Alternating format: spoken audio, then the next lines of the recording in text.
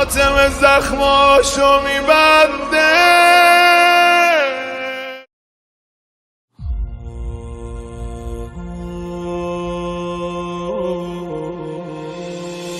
من اومدم بگم فقط که یه جوری شرمندم ازت که چیزی برا گفتن ندارم. ردم کنی تموم کارم، فقط بذار به حال زارم یکم ببارم. میبینی بی تو کم آوردم، هر جا پیشم تو بودی بردم. تو این شلوغی ها خودم را به تو سپردم. کاشکی کمک کنی که نیمه جونم،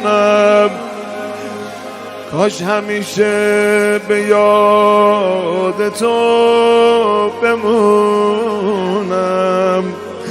کاش یه نماز پشت سرت بخونم.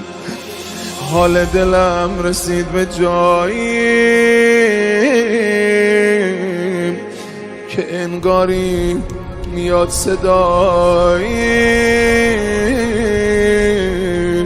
صدای فاطمه است که داره کنار مشک پاره پاره رو زخم صورت ابوالفضل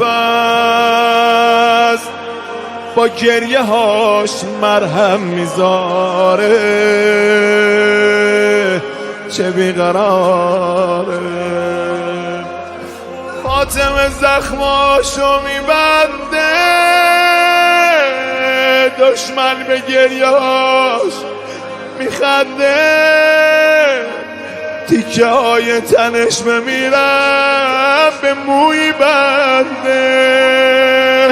حالا یکی عمود به دست رسیده، یکی میگه که دستاشو بریده.